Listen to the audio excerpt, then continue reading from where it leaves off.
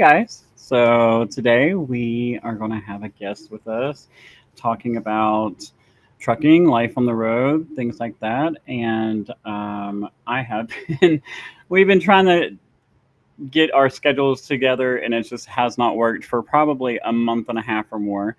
But that's okay because, things work out. That's trucking. If you understand the trucking industry and how things work, sometimes it just get squirrely, and which is the rest of my life too. So that's okay. But before I bring her on, I was going to shout out about biggaytrucker.com is actually live and up and running. So if you would go ahead and check that out, subscribe, and then so you can go to biggaytrucker.com, and then be sure to check out all of our other platforms and everything we've got going on. We're kind of planning for some events because we didn't do much during Pride Month. And for me, Pride is year round. It doesn't, when I see all the people marketing and, all the flags go up and all that stuff, it's great to have support. I'm not against having support, but I am more for people who support our community year round.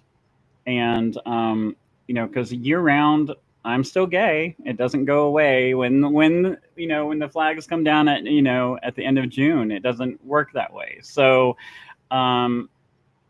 I have been targeting more going to events that's in, the fall. And we have a couple things coming up in the spring next year. And we're already planning for all these things. But Pride is year round, and it's important that we're out there advocating and being visible and just being a part of our community and making it stronger. And I always feel that together we will always be stronger and make a greater impact. So, yeah, let's bring Remrie on. And hi, welcome. Hey, Bobby. So, speaking of Pride being year round, I think Geauga Pride is actually in August, as well as Akron Pride. Okay. I haven't been in Geauga since I was a kid when it was SeaWorld there. This is up in Chardon. Chardon's like the home of like the Amish country of Geauga County. I live not too far from the old Geauga Lake. That's cool. Yeah, I went there as a kid growing up in SeaWorld and all that stuff, and then changed to Six Flags, right? I think it did. Yeah, it got sold to Six Flags, and then Six Flags sold it to Cedar Point. And Cedar Point ended up buying it for the sole purpose of demolishing it to get rid of the competition. Right. And so when they did that, they were able to keep their prices up higher. And the people who owned Geauga Lake way back when, in an interview, didn't they break it up and like sell all the rides away and everything like that? I think pretty much most of it, yeah. And there was like a campaign a while back about saving the big wooden coaster that was there. I do remember that, but yeah, that was a historical landmark, and that eventually got torn down recently, and it's all about to get turned into like commercial real estate, apartments, and offices, and maybe some retail.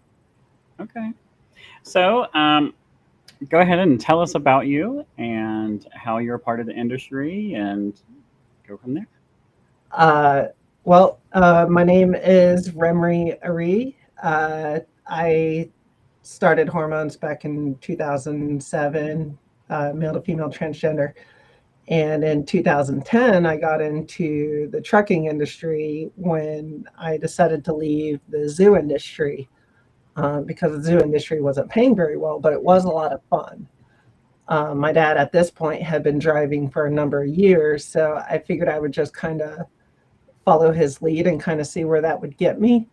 And I stayed in it for like a little over a year.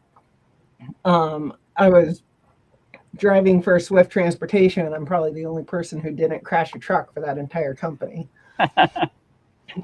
My driver trainer, I actually drove nothing but the Rocky Mountains. So I did that for a couple of winters. So it's not like I'm like completely inexperienced or anything, but I like to point out that like even my driver trainer wrecked the truck while I was in the sleeper berth, and I woke up wondering why the truck came to a a sudden stop, and then I open up the curtain and I'm like, why is our hood open?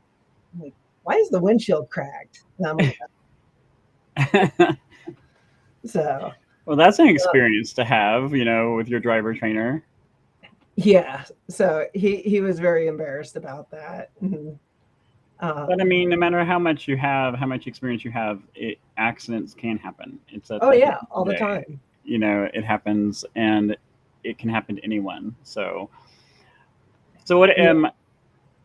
what has been your so what are you doing now? Are you still in trucking or Right now, I am still in trucking. I got out of the industry for a number of years because if I took my hours that I worked, the 70 hours, and took my pay and divided it by that 70 hours, I was really only making about like $9 an hour at the time. And that was like 2011.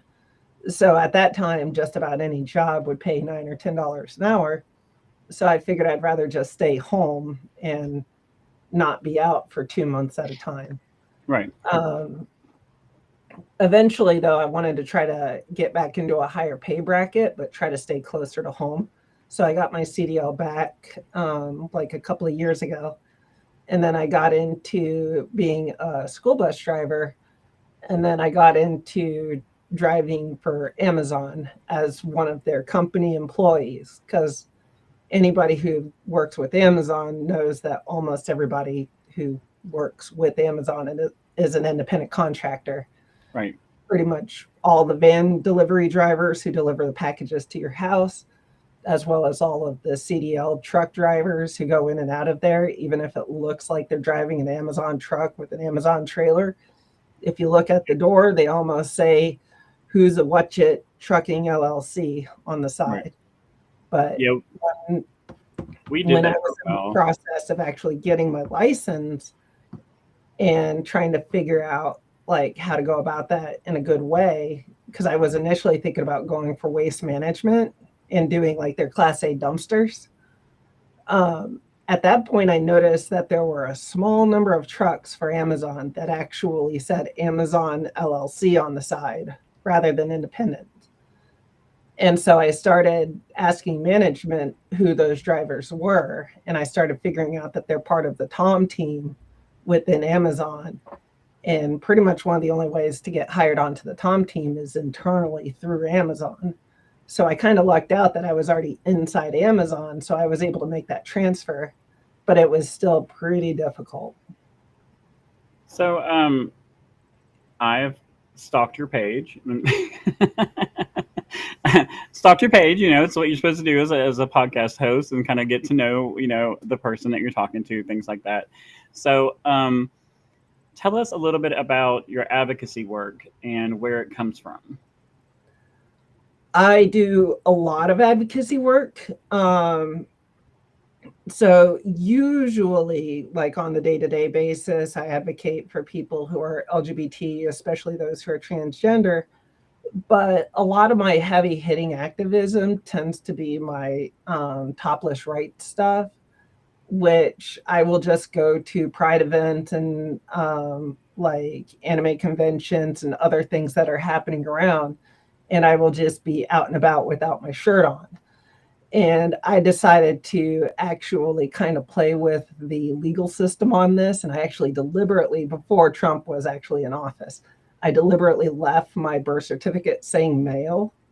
So that way, when I get into those inevitable legal disputes, especially in court, the birth certificate comes up and then it becomes like a matter of legal argument as to whether or not someone who's trans with or without breasts should be able to have their Right. breasts out without nipple pasties, because Because that if they're was not very going to clear. identify, if they're not going to recognize you as female, and then if they want to identify you as male, then it's basically a loophole.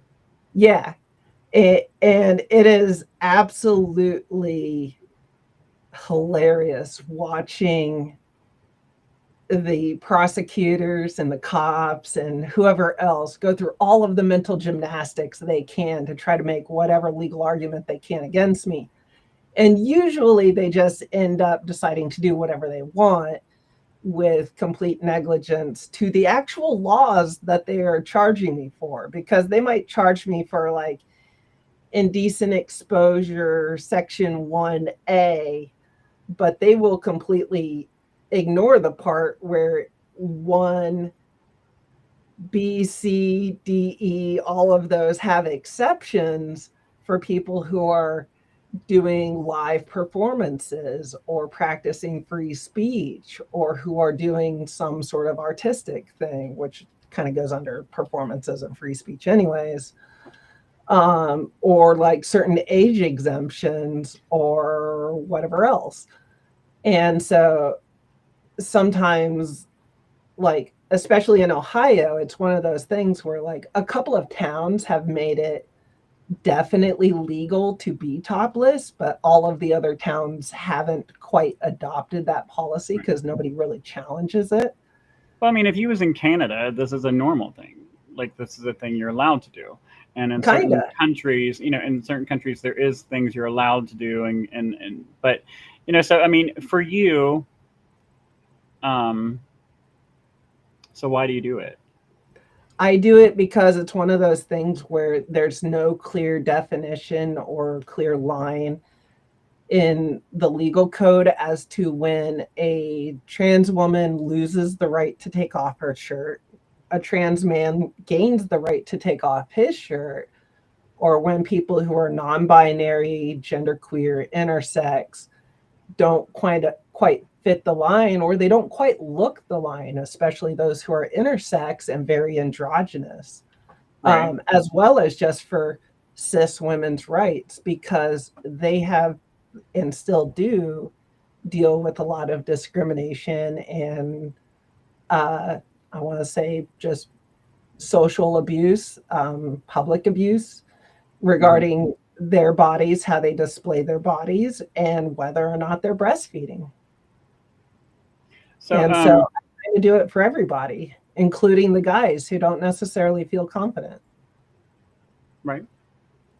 And that's important. I mean, it's like us. Everyone's like, we're a trucking organization, and then we have Big Gay Trucker, and they're like, why did you do that? Why did you do this name of Big Gay Trucker? Or why not? They instantly see me. They know I'm gay. They know, whatever. Walks like a duck, talks like a duck. Whatever. It is what it is. So it's kind of like the Fat Amy thing. I'm like, I'm gonna go ahead and like call myself this before you do it. So Yeah. like, I'm It, comfortable with who I am. It's not. It doesn't bother me. It rolls off my back. You know what I'm saying? Like, yeah. And I get into so many debates where people are like, it's kind of at the point where it's not even a debate anymore because, like, for example, it's a little off topic, but we can get into it more if there's other shows or whatever. But I'm actually running for president and such like that. And yep, I so saw I that. gotta I gotta file some paperwork with the Secretary of State. And then once I do that, I start collecting the petitions, or I get signatures for my petition. I only need 1,000 signatures, which is gonna be super easy. Right. I mean, Um, even us as an organization, we can help. If you need signatures, we can help you get, put on the page, things like that. If that's all it takes, that's not much at all. Yeah, and the funny thing is, I'm not allowed to have more than 3,000 signatures. So I'm a little worried I'm going to blow the signature limit out of the water, because I think I could probably get that in 1 year between all the Pride events. But I like, think you could get it faster than that, oh especially yeah, if you yeah, do like some of the stuff definitely. like online and do like the petition sign things that they have, Well, and I then gotta share it figure through out the groups. rules for collecting the signatures. But Yeah. I also expect a fight with the GOP on this too, because, and this is part of one of the reasons why I never really bothered with my birth certificate or care about their arguments, which are the part that I was going to segue into, because they're going to do everything they can to intimidate me and be like, hey, we need all this documentation. And a lot of it's really incriminating and such, like your dead name and your birth sex and whatever else. And I'll just be like, here, bring it. You got an argument? And they're like, well, you're not going to be the first woman of the United States or something like that. I'll be like, that's fine. I'll be more of a man than you'll ever be. So, So I don't know if you follow T.S. Madison. I do not. I don't think so. So T.S. Madison had just brought up something, and so I wanted your opinion on this. I've been on this and talked about this for about a week and a half now. So it's non-binary people are now saying that they are identifying and part of the transgender community. Um, T.S. Madison had an issue with this All and right.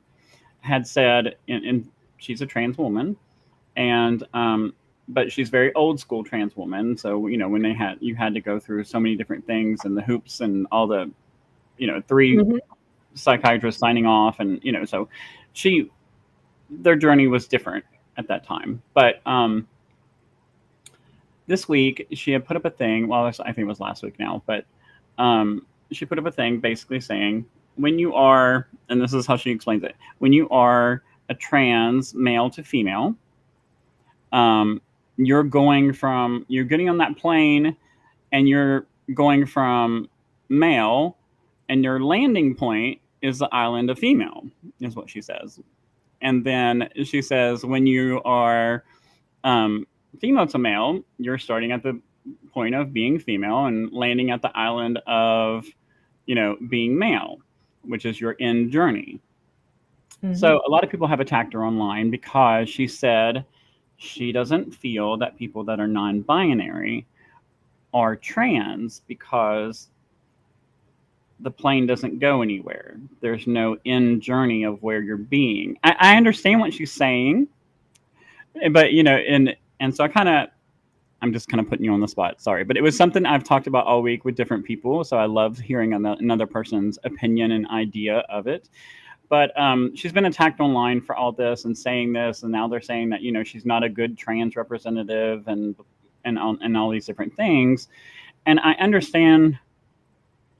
I understand. I can wrap my head around what she's saying, but at the same time, not being non-binary to me is a state of destination. Does that make sense? Yes, very much.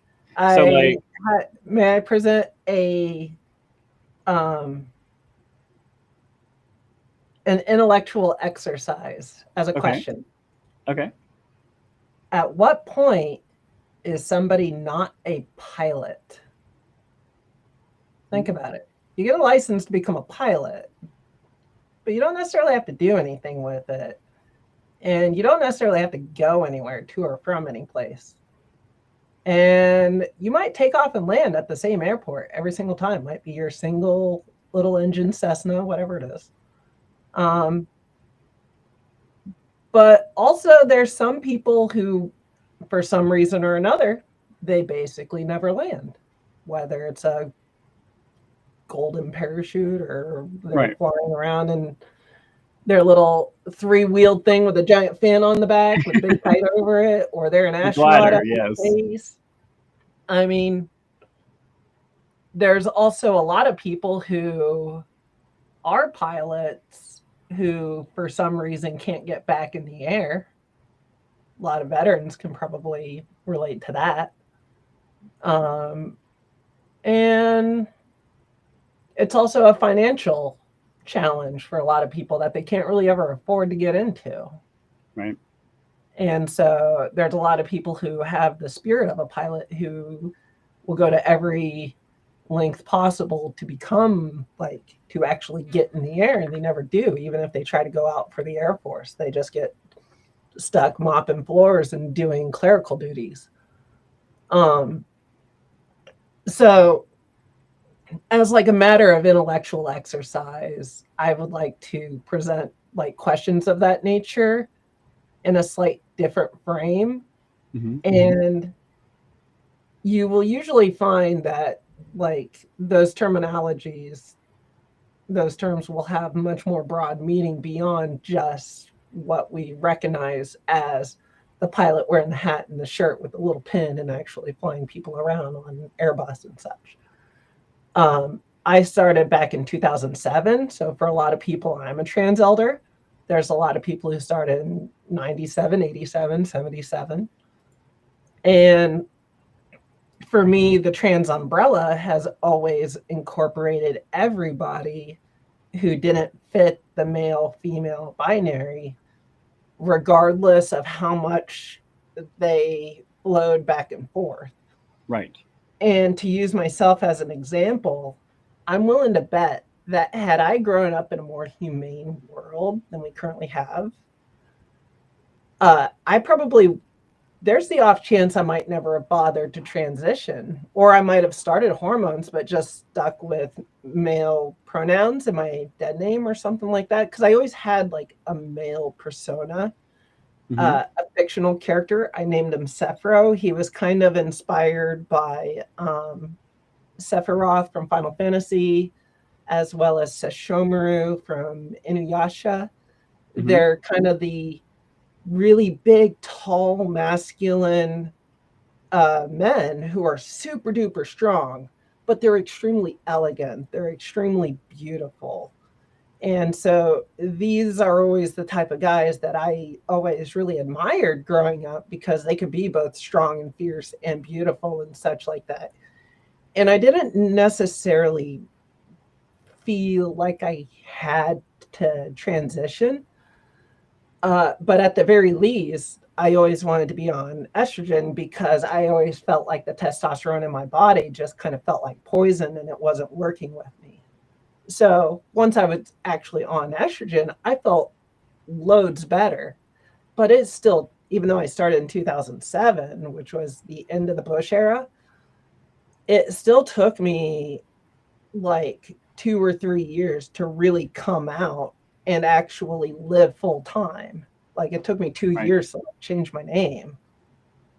So even if I would caution people greatly to be careful about their choice of words with who they say is or is not worthy Right. of doing something, even if it's trans, and even though people who are trans are looked down upon and stomped into submission, because if you tell that person that they're not trans just because they don't fit your definition of it, you might snuff out the little bit of light and that spark in their eye that they have that might keep them going.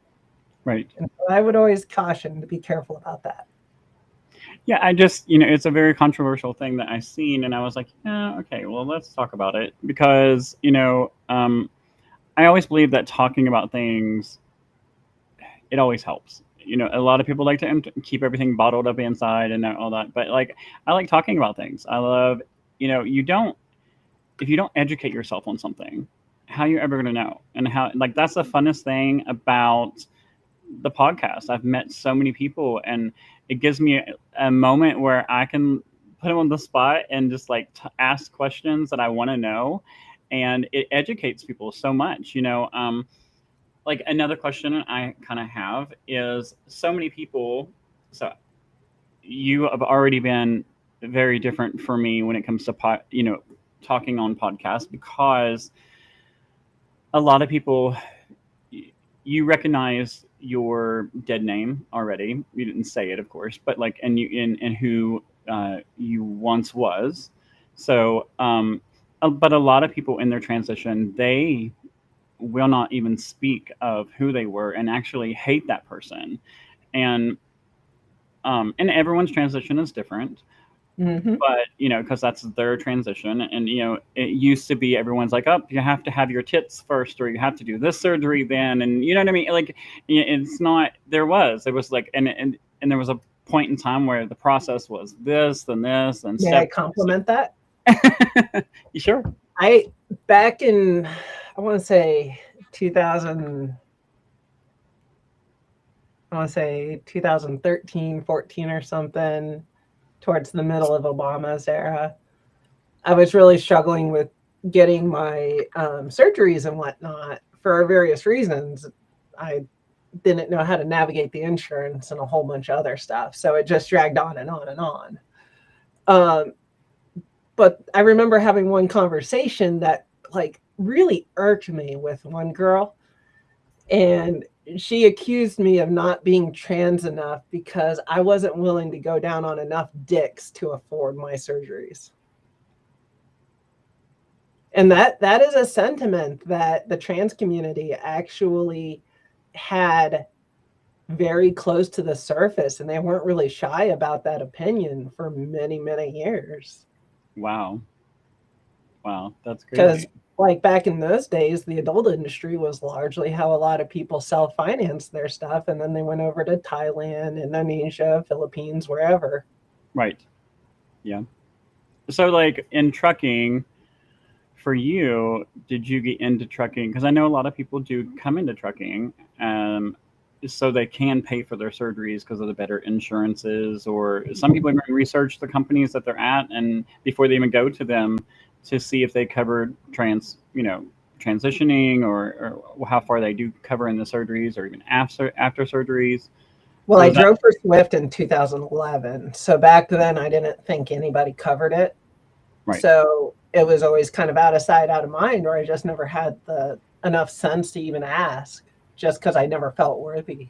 And there's a lot of people who have always felt that or still feel that. So when I started with Swift, I possibly could have, but it's also kind of hard to say for sure back in that time. But I think once like Obamacare started becoming much more prominent, it became much easier for a lot of people, regardless of the companies that they work for. Because it used to be everybody went for Starbucks, they went for Amazon, Right. or maybe they went for like waste management and such. And that's kind of why I was going for waste management and such at the time. So So is Amazon still? I know a lot of companies have flipped because of everything going on, but is Amazon still a LGBTQ friendly place to work? very much so. It's one of those things where if somebody had a problem with it in the bathroom, I would tell them, all right, let's have this conversation in the HR office. I wouldn't even debate them. I wouldn't argue them. It's like, all right, let's take this to HR right now. That's really good, though. I mean, that's good that you work in a place. And I get this question all the time because I'm like, they're like, why do you do what you're doing? Why do you guys have LGBTQ vetted? Why is it important to go to work every day? Like, why does it matter what your sexuality is? And I'm sorry, but personally, me, the reason we started vetted and all the stuff that we've done is because I want to work somewhere I'm comfortable. I want to work somewhere that I can be myself and I don't have to hide who I am, no matter what that ends up being. Like I find that to be important. Just like, a husband and wife may walk into the company picnic and they can hold hands. If I want to do that with my husband that I've been with for 17 years, I should be able to do that. And I should be able to work at a place that I could do that comfortably. Oh So, yeah. like, that's how I One of my feel past about things. employers, I was the head dishwasher there. It was a retirement community. They had like 5 different kitchens. So even though I was just a dishwasher, I basically kept all 5 kitchens clean and kind of stayed on top of all that stuff. And I had a couple of other people I was in charge of. But there was like some days where like I got reamed in front of my boss for kissing my girlfriend outside the building before clocking in. And that was 2018. Oh, so Jess had asked, did you transition prior to trucking or after you started in the industry? Prior to trucking, I started in September 2007, and then my first year driving was January 2011. Okay. And then, I don't know who this is, but this is kind of back farther. I'm non binary and I believe I'm trans. Okay. That was kind of like was something we talked about and everything. So, but yeah, And I would so wholeheartedly agree. yeah, everyone, like I said, everyone's transition is different, and finding yourself. Heck, I mean,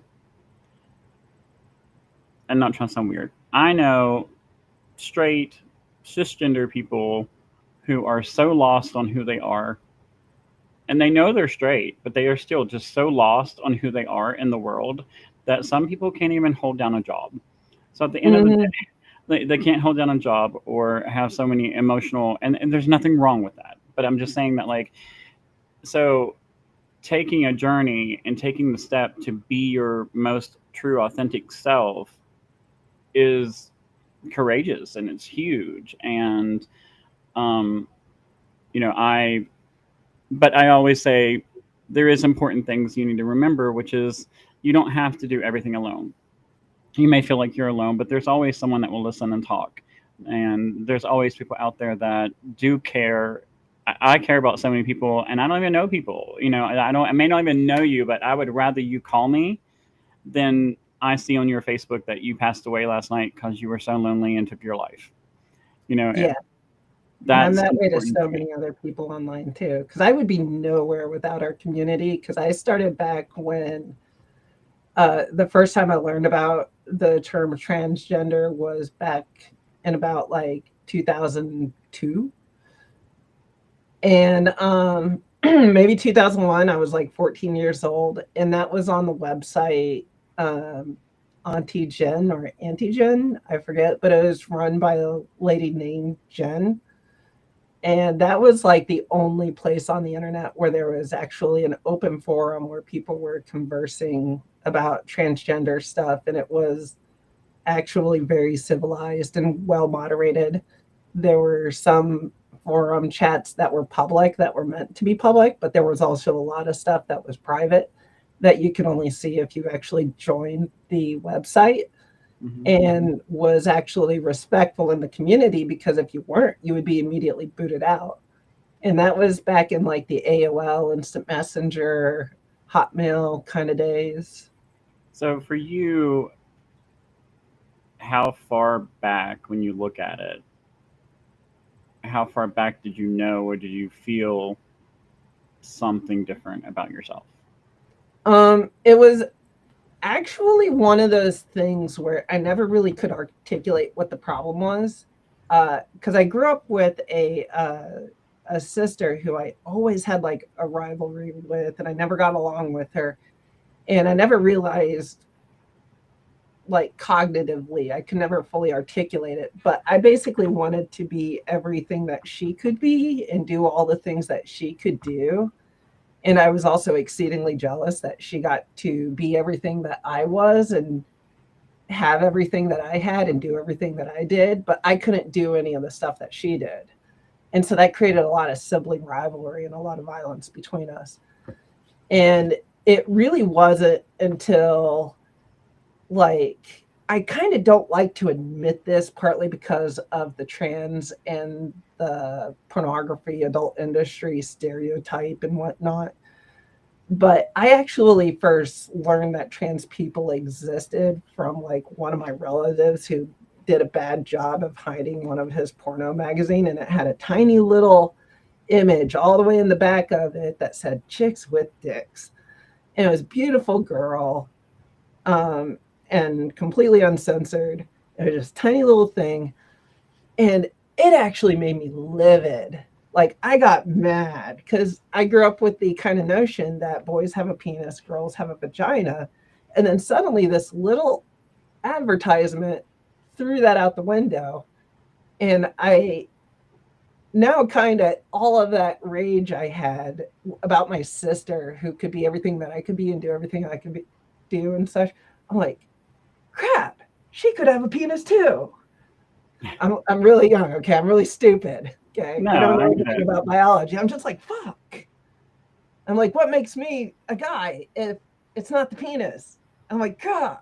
So I ended up with a big existential crisis that I couldn't figure out, because that stupid paradigm that so many people grow up with just got shattered. And I was still like in my young teens. And so that's when I actually went through the trouble and was very careful not to get caught at the public library. And I actually like Google chicks with dicks and then start to learn some terms like transvestite, transsexuals, and he, and like other terms that are extremely inappropriate to talk, that our politicians are happy to say on an open mic in front of Right. us. And that's where I learned the term transgender, because like I started noticing the medical documents, but then I started noticing the people within the community. And I noticed that there was a divide between the people in the community and the people talking about the medical research, and how the two viewed them, each other, I should say, how one demographic viewed themselves, the trans people, and how the medical community viewed them. as transvestites, transsexuals, Right. and But I think it even goes farther because a lot of people even I have so many friends and people that I love that is transgender, but I have watched them be someone's fetish. I have watched them yeah, be someone's way to explore. Like, I'm not gay, but I'll sleep with someone who's trans because it's horrible. And then it's horrible how some of the transgender community is treated because they're used as a fetish or they're used as a way to explore or and they're just used or they're and used as a scapegoat if you're familiar with the trans panic law. right. It's And that, just I hate, and even I hate how our community, our own community, like LGBTQ, there's a lot of people that just nope, I want nothing to do with the transgender community. I want nothing to do with, and there's a divide within our own community, but yet we're all trying to get equal I do rights. notice that even among a lot of the trans youth, they have struggled to identify with and relate to and socialize with the trans elders or those who are in between or those who are newly transitioning, but they just happen to be older. Right. And so I try to make a point that whenever I'm out and about and I'm advocating for people, I do it all across the age demographics and such like that, because a lot of these people are, now that they're living in the information age where a lot of people, even the young teens, have smartphones and such, a lot of them are starting to learn about this stuff before they really start to get hit by puberty and such. And so their breasts haven't really developed, their shoulders haven't really developed, and such like that. And they see me out and about topless, and then they start thinking about the law and they kind of wonder how the law applies to them. And they start to wonder, like, you get this both with kids but also adults. Why does the guy with boobs bigger than me get to show his off but I can't? Right. And So like my mom growing up was like, I've never like lived with her or anything like that, but I've always known just from like photos of her and some of my other relatives, like there's a certain subset of my family who's just absolutely flat chested. And if you see my photos, I'm not, it's implants, but I was also in that demographic where I was just completely flat. right. But it was also one of those things where even being flat chested, I was never entirely comfortable or confident that I could take my shirt off. So another question I'm going to ask you. I'm putting you in the hot seat. Sorry. Oh no, that's okay. But so like the blockers for children and all of that. I know that that's always a big issue and always a big topic. So how do you feel on that? I got a very simple phrase that I say to articulate that in my personal opinion, but also my non-biased opinion. So Mhm. regardless of my personal opinion, as a statement of fact, there's something I like to say to bring a certain issue to question for public comment. Somebody who is old enough to be tried as an adult is old enough to be treated as an adult. Currently, the youngest person ever to be tried as an adult is 14 years old. So, somebody who is 14 years old, on paper, regardless of my personal opinions, as a matter of legal fact, is old enough to be treated as an adult, both in a court of law and by the medical community. And Right. they should be respected as such because they're making a very adult, mature decision and they're not doing it alone. Right. So I would say that. Now, depending on the individual and their age, me being me, I would probably go through a list of like 100 different line items. And I might need to have more than half of those satisfied before like I would start to lean in favor of helping the person regardless of their age as a minor, Right. because I would want them to be compelling to me and be an advocate for themselves and to be able to articulate these things. And if they couldn't, I would help them learn about the process and help them help them develop their ability to articulate their feelings in their own words, not in the way that I would want to project upon them just because I'm trans. And that's one of the things that the GOP doesn't really understand when they talk about us, is because they think that we're just acting like they do as religious nut jobs with trying to strong arm our kids into Right. some sort of ideology when it's not. It's a medical issue. So, do you? I fight with this a little bit. So, I think we can learn from our elder trans people. I think Mm-hmm. we can really. I just think we can learn from all of it. As long as we would talk to each other more and communicate more, we would be totally stronger. And but I do. There's a part of me that I feel that um, anybody can be Caitlyn Jenner. If you got the money at this point in time, anybody can walk out, and tomorrow, at this point, you can just walk out. If you have the money and you can go to the right doctor, you can change everything you want. I can see what you're getting at.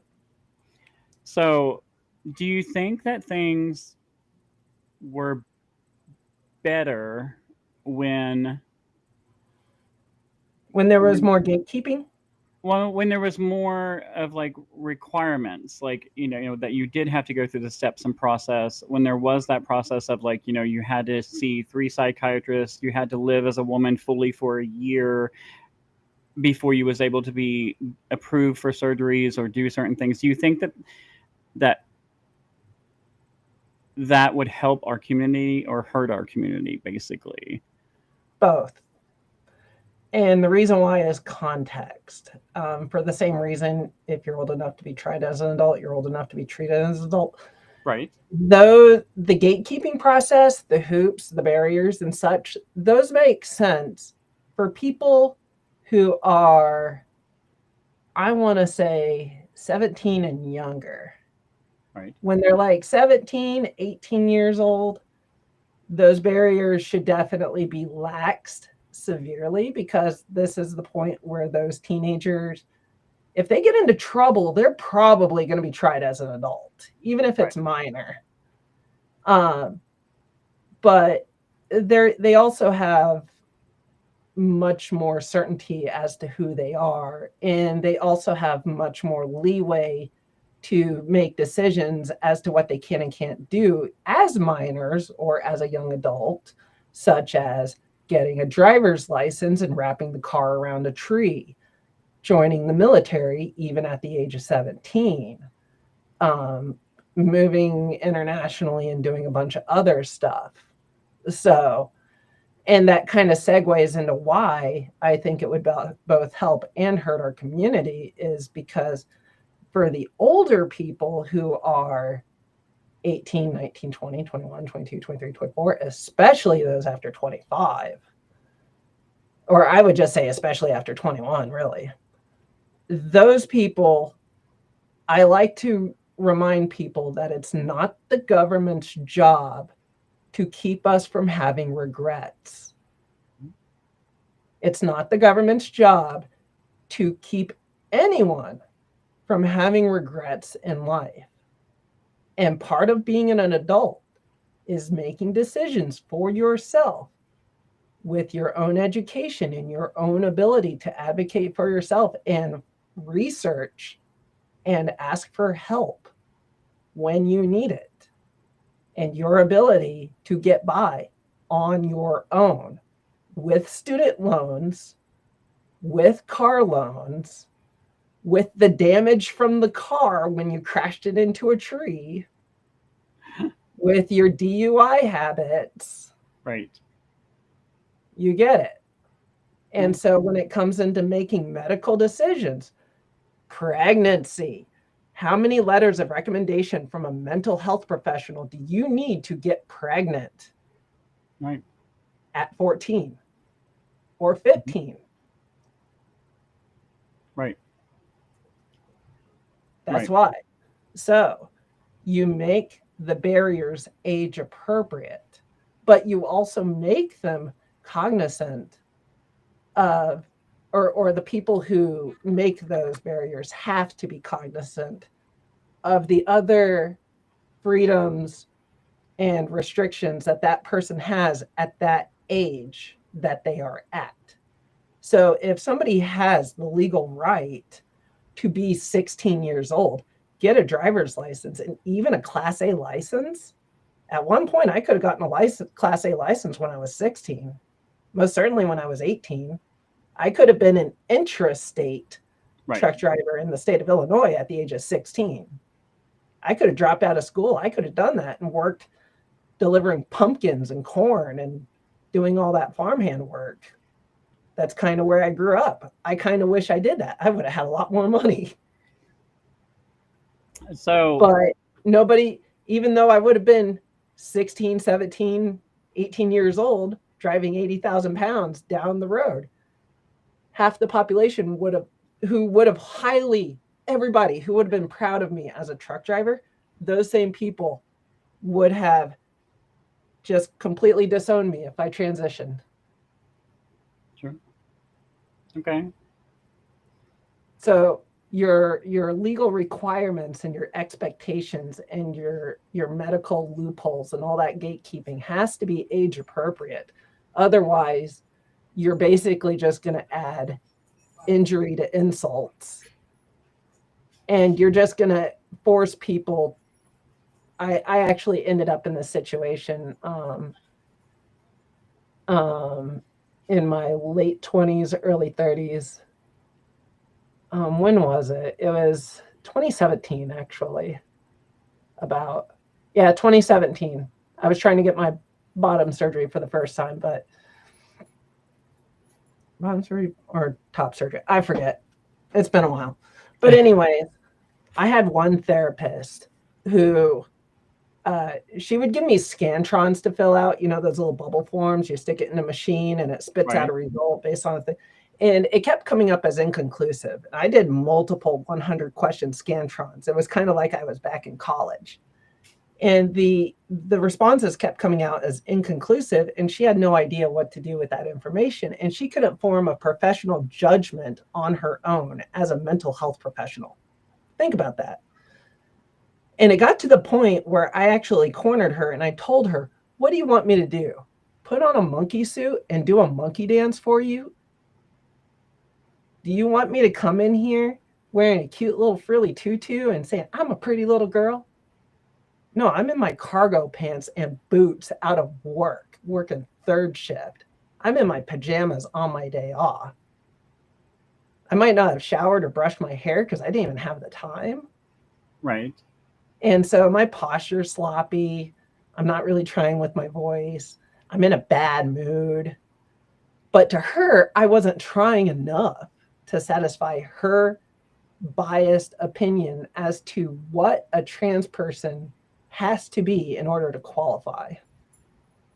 Because she expected somebody to come in with frilly outfits, hair and makeup done, as if they're putting on a performance or Yeah, but I applying mean, for a job. why is that fully the requirement when, I mean, I have plenty of cisgender women friends that I've never seen in a dress. I've never seen in frilly anything. I mean, I'm born and raised West Virginia, and I'm not like nothing, not knocking people in West Virginia, but born and raised West Virginia. So uh, But it's it, a cognitive dissonance. yeah, it's t-shirt, jeans, and but it doesn't change. People. I don't know. I think people are stuck on image sometimes.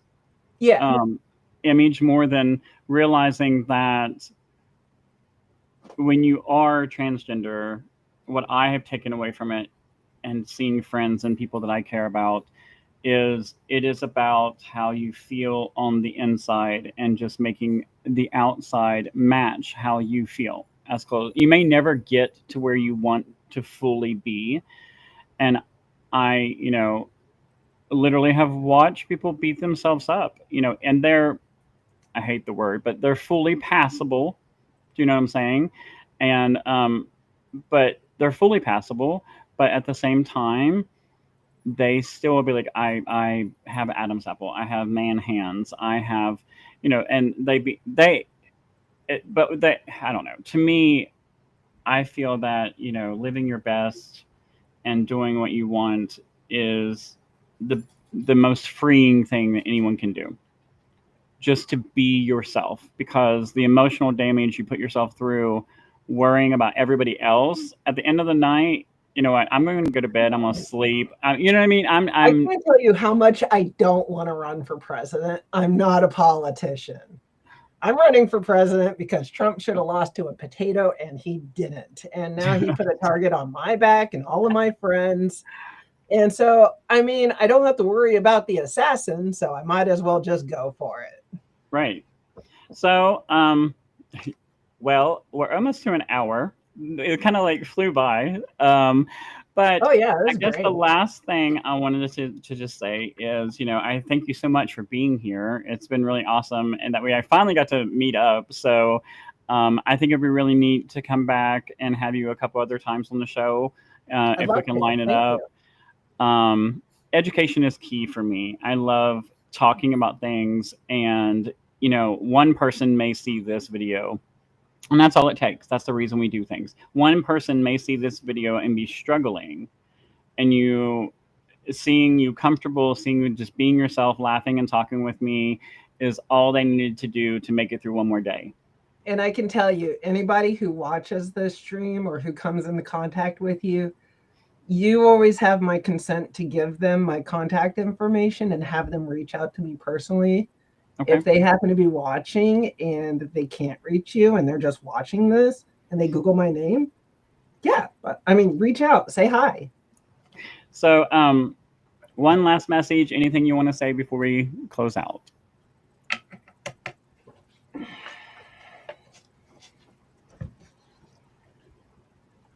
I would definitely say everything is trending for the positive. People will say a lot about the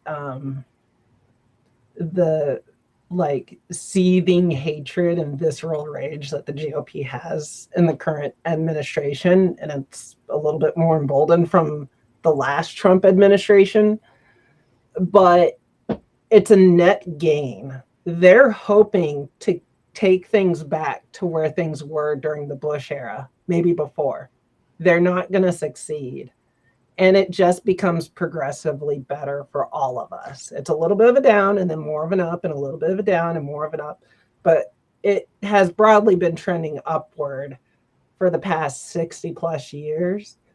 And I like to think of everything that's going on as basically the GOP's last dying breath at trying to stomp out the LGBT, because they lost the fight with trying to not have gay marriage, and they're never going to be able to ban that again. And when it comes to trying to ban like trans people from healthcare, they're going to bully us and we're going to move around based on the pressures that we feel and such. But when push comes to shove, we're going to win. And that's why I'm running for president. They don't know what they're up against. It's going to be great. That's awesome, though. That's awesome. So, I thank you so much for being here. I know we do have we do a one show is the Trans Visibility Show, and we usually have like 4 or 5 people come together and we talk about things. So it's definitely one of the shows I'd like to have you back. And then the Empowerment of Women show. There is a show that we do also Oh, for yeah. that. So I always try to do different things, but definitely would love to have you back. It's been great to talk, and I thank you so much. So Thank you, you Barney. have a good day. And thank you, everybody. We'll talk soon.